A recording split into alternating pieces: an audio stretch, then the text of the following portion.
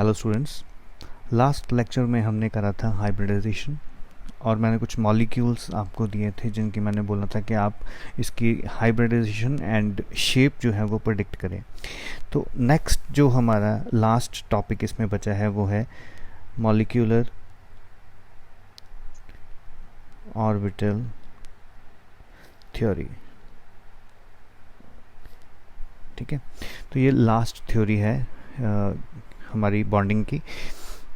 तो सबसे पहले ये देखते हैं कि ये थ्योरी क्या बोलती है। ठीक, इस थ्योरी के सेलिएंट फीचर्स क्या है। तो मैं एक चीज़ आपको बताता हूँ, अगर एक एटम प्लस सेकंड एटम आपस में जुड़ते हैं तो बनता है मॉलिक्यूल। ठीक है, एटम प्लस एटम मॉलिक्यूल। इसी तरह से अगर हम एटॉमिक ऑर्बिटल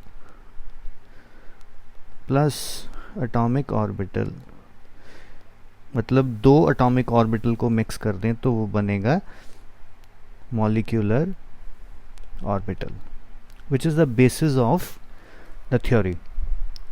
मॉलिक्यूलर ऑर्बिटल, दो अलग अलग जो एटॉमिक ऑर्बिटल्स हैं, अलग अलग एटम्स के एटॉमिक ऑर्बिटल्स जिनकी एनर्जी सेम है, जब वो मिक्स होते हैं तो वो मिक्स होकर एक नया ऑर्बिटल बनाते हैं जिसको हम बोलते हैं मॉलिक्यूलर ऑर्बिटल। ठीक है, तो एक चीज़ है इसमें, जैसे वैलेंस बॉन्ड थ्योरी में क्या था, सिर्फ जो वैलेंस शेल थी उसके ही एटम जो है वो बॉन्डिंग में जो उसके ऑर्बिटल हैं वैलेंस शेल के, वही जो बॉन्डिंग में पार्टिसिपेट कर रहे थे। बट मॉलिक्यूलर ऑर्बिटल थ्योरी में क्या है, सारे के सारे जितने भी ऑर्बिटल किसी एटम में अवेलेबल हैं वो सारे के सारे पहले मिक्स होते हैं, उसके बाद उनमें बॉन्डिंग होती है। समझ आ रही है बात। वीबीटी में क्या डिफरेंस है, वीबीटी और एमओटी में? वीबीटी में वैलेंस शेल के ऑर्बिटल इन्वॉल्व होते हैं बॉन्डिंग में, इसमें सभी के सभी सारे के सारे जो एटम के ऑर्बिटल हैं वो मिक्स होते हैं, मिक्स होकर नए जो मॉलिक्यूलर ऑर्बिटल बनते हैं। क्लियर हो रही है बात। नेक्स्ट चीज़ जो इसकी थ्योरी के बारे में है, जितने एटॉमिक ऑर्बिटल्स मिक्स होंगे, अगर फॉर एग्जांपल हमारे पास 4 एटॉमिक ऑर्बिटल मिक्स हो रहे हैं तो उनसे जो नए मॉलिक्यूलर ऑर्बिटल बनेंगे उनका नंबर भी सेम होगा। तो वो कितने बनेंगे? वो भी 4 बनेंगे। इट मीन्स जितने एटॉमिक ऑर्बिटल मिक्स होंगे नए उतने ही जो हैं जो मॉलिक्यूलर ऑर्बिटल हैं वो बनेंगे। क्लियर हो रही है बात बेटा। तो इसमें दो तरह के मॉलिक्यूलर ऑर्बिटल बनते हैं, जब भी मिक्सिंग होती है तो दो तरह के मॉलिक्यूलर ऑर्बिटल बनते हैं।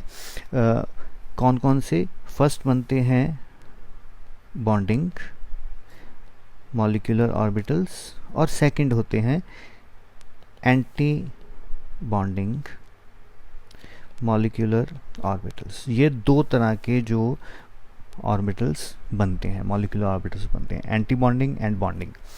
तो अभी ये बनते किस तरह से हैं, तो इसके लिए आपको थोड़ा सा पीछे जाना पड़ेगा। जो हमने थ्योरीज पढ़ी थी रिगार्डिंग इलेक्ट्रॉन एंड जो हमने पढ़ी थी डी ब्रोगली कॉन्सेप्ट, जिसमें उसने बताया था कि जो मैटर है उसका डुअल नेचर है, उसका वेव नेचर भी है, उसका जो पार्टिकल नेचर भी है। क्लियर। तो यहाँ पर हम इलेक्ट्रॉन को एज अ पार्टिकल कंसिडर करते हैं। ठीक, और यहाँ पर जब ये मॉलिक्यूलर ऑर्बिटल बनते हैं तो इनकी मिक्सिंग किस तरह से होती है, इनकी जो इलेक्ट्रॉन की वेव है, मैं आपको बनाकर दिखाता हूँ। सपोज करिए ये इलेक्ट्रॉन है, तो ये इलेक्ट्रॉन की आगे में वेव, ये इलेक्ट्रॉन ऐसे वेव की फॉर्म में जा रहा है। तो अलग अलग जो ऑर्बिटल्स में इलेक्ट्रॉन्स हैं उनकी वेव जो है वो आपस में मिक्स होती हैं। ठीक है, उनके कम्बिनेशन से एटॉमिक ऑर्बिटल्स आगे बनते हैं, मॉलिक्यूलर ऑर्बिटल्स बनते हैं। क्लियर हो रही है बात। तो हम अभी देखेंगे कि किस तरह से जो है ऑर्बिटल्स, जो मॉलिक्यूलर ऑर्बिटल्स हैं वो बनते हैं। तो सबसे पहले हम बनाते हैं linear combination of atomic orbitals. तो उससे हमारे एक तो बॉन्डिंग बनेंगे, एक हमारे एंटी बॉन्डिंग बनेंगे। ठीक है, तो देखिए सपोज करिए यहाँ पर मैं दो वेव्स जो है वो बना रहा हूँ। एक इलेक्ट्रॉन की वेव ये है एक ऑर्बिटल से ये इलेक्ट्रॉन आ गया और दूसरे ऑर्बिटल से मैं ये दूसरी वेव ले रहा हूँ। क्लियर? ये क्रेस्ट है, इसको मैं पॉजिटिव शो कर रहा हूँ, ये ट्रफ है, इसको नेगेटिव शो कर रहा हूँ, तो मैंने यहाँ पर पॉजिटिव नेगेटिव शो कर दिए। क्लियर? अगर तो ये दोनों वेव्स आपस में ऐड ऑन हो रही हैं। ऐड ऑन होने का मतलब क्या है? क्रस्ट के ऊपर क्रस्ट आ रही है, ट्रफ के ऊपर ट्रफ आ रही है, पॉजिटिव पार्ट के ऊपर पॉजिटिव पार्ट आ रहा है, नेगेटिव पार्ट के ऊपर नेगेटिव पार्ट आ रहा है। तो उससे क्या होगा, ये दोनों वेव्स जो हैं वो आपस में मिक्स हो जाएंगी और मिक्स होने के बाद ये एक बड़ी वेव जो है वो बना देंगे, जिसका एम्पलीट्यूड जो है वो ऑलमोस्ट ओरिजिनल वेव से डबल होगा। तो इससे रिजल्टिंग वेव कैसी बनेगी? जिसका एम्पलीट्यूड ज़्यादा है, इस तरह से। क्लियर हो रही है बात? तो ये जो एम्पलीट्यूड बना है यहाँ पर, ठीक है, ये दोनों वेव्स के पार्ट्स जो हैं वो मिक्स हुए। तो अगर हम फर्स्ट पार्ट को बोलते हैं साई ए, दिस इज, अगर इलेक्ट्रॉन ए है तो उसकी वेव को हम जो नाम देते हैं उसको हम बोलते हैं साई। ठीक है, PSI, साई। ठीक है, ये साई ए है और ये साई बी है। तो जब ये आपस में मिक्स होंगे, जब इनकी एडिशन होगी, तो हमें इस तरह से लिख सकते हैं psi A plus psi B. तो ये हमें क्या प्रोवाइड करेगी? इसको हम बोलते हैं फाई के साथ इस तरह से डिनोट करते हैं। ठीक है, तो ये एड अप हो जाएंगे। आप फाई के साथ भी कर सकते हैं, इसको साई के साथ भी कर सकते हैं, इस तरह से simply psi is equal to psi A plus psi B. दूसरा केस हमारे पास क्या है, इसको मैं रब कर देता हूं।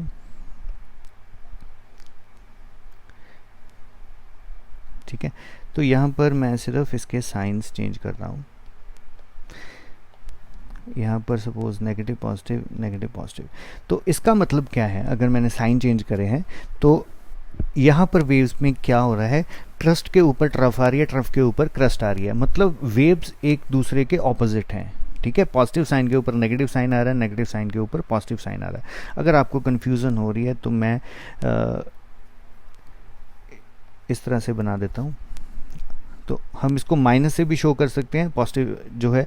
तो सिंपली आपने यही याद रखना है कि क्रस्ट के ऊपर ट्रफ आएगी, ट्रफ के ऊपर क्रस्ट आएगी।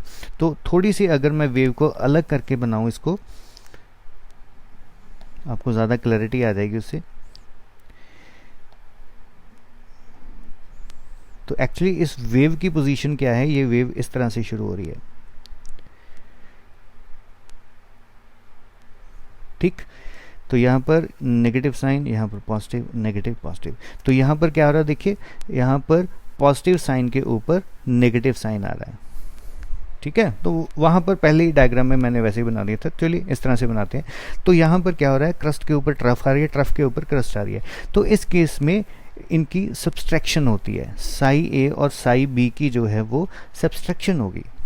क्लियर हो रही है बात? जो इनकी जो रिजल्टेंट वेव बनेगी वो क्या होती है, तो क्योंकि माइनस हो रहे हैं तो वेव का एम्पलीट्यूड जो है वो डिक्रीज कर जाता है, तो वेव कुछ इस तरह से बन जाती है।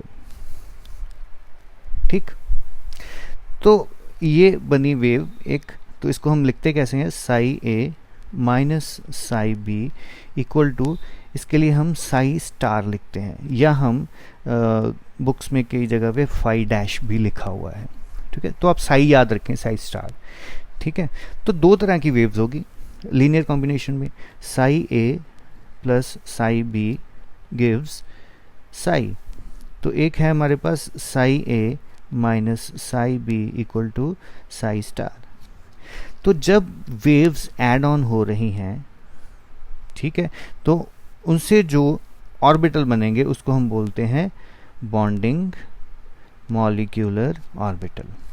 जब वेव्स माइनस हो रही हैं, सब्सट्रैक्शन से बन रही हैं न्यू ऑर्बिटल, तो उसको हम बोलते हैं एंटी बॉन्डिंग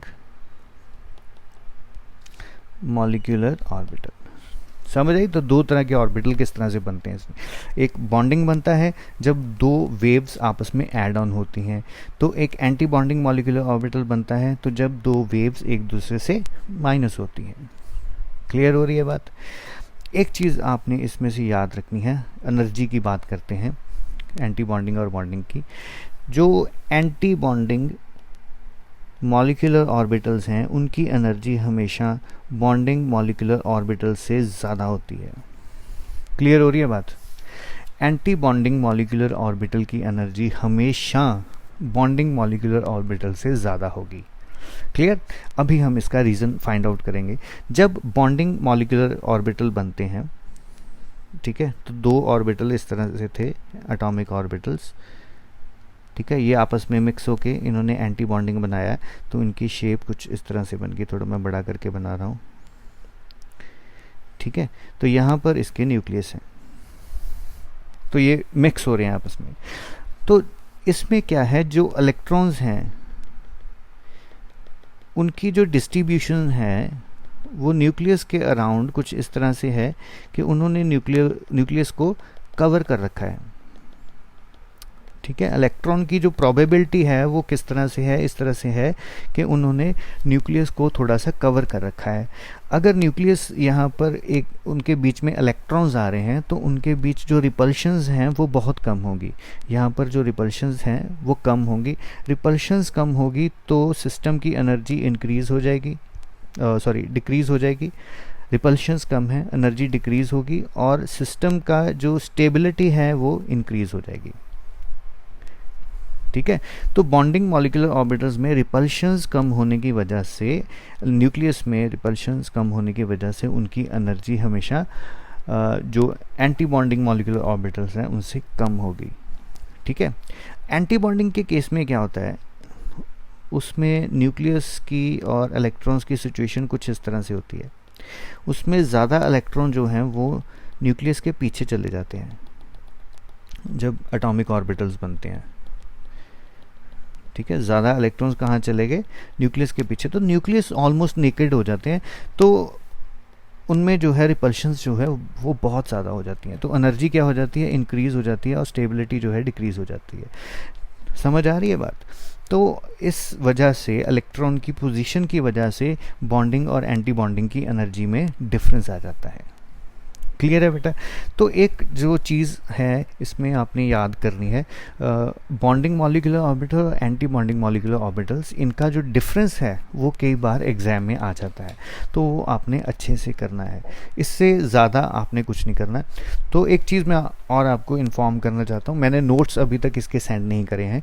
वो मैंने क्यों नहीं करे, क्योंकि मैं अपने नोट्स एक्चुअली ढूंढ रहा था, तो जो मैंने पहले लिखवा चुका हूँ मैं, एक्चुअली बुक में बहुत ज़्यादा लिखा है, बहुत ज़्यादा लिखा है, हमें उतने कंटेंट की ज़रूरत नहीं है। उतना पढ़ोगे तो दिमाग टोटली वॉश आउट हो जाएगा, आपके दिमाग में से सभी कन्फ्यूज़न हो जाएगी, क्योंकि बहुत ज़्यादा दे रखा है। हमें चाहिए इसकी आउटलाइन, हमें उतना चाहिए जितना रिक्वायर्ड है, जितना हमें सिलेबस के अकॉर्डिंगली कहा गया है और जितना हम डाइजेस्ट कर सकें, ठीक है। आपकी बुक, चाहे वो मॉडर्न की बुक है, चाहे प्रदीप की बुक है, दिनेश की बुक है, और बेशक आपके पास कल्याणी की बुक है, तो उसमें बहुत ज़्यादा मटेरियल दे रखा है इन चीज़ों के बारे में। तो आपको सिर्फ जो मैंने इस वीडियो में आपको दिया है यही रिक्वायर्ड है। इसके सहारे ही हम जो है सारी चीज़ें अच्छे से एक्सप्लेन कर सकते हैं, इससे ज़्यादा आपको मटेरियल की ज़रूरत नहीं है, ठीक है। हाइब्रिडाइजेशन में भी यही प्रॉब्लम थी, बुक में बहुत ज़्यादा दे रखा है, एक्सप्लेनेशन बहुत ज़्यादा है, तो मैंने उसके बाद जो आई थिंक वसैपर के बाद मैंने नोट्स सेंड नहीं करे हैं, तो मैं सारे के सारे नोट्स आपको सेंड करूँगा, बट मुझे अपनी जो है नोटबुक नहीं मिल रही जिसमें मैंने लिखवाए थे बच्चों को। तो खैर अभी आप इस वीडियो को अच्छे से ध्यान से समझिए, ठीक है, क्योंकि ये अगर आपको चीज़ें समझ आ गई तो नेक्स्ट जो हमने करना है, तो जो लास्ट कुछ इसके मेजर टॉपिक्स बचे हैं, तो उसमें से आपको 5 नंबर का क्वेश्चन डेफिनेटली एग्ज़ाम में आएगा, जो हमें नेक्स्ट लेक्चर में करना है, ठीक है। उसके लिए ये आपको इस वीडियो की अंडरस्टैंडिंग होनी ज़रूरी है, ठीक है बेटा। चलिए, थैंक यू।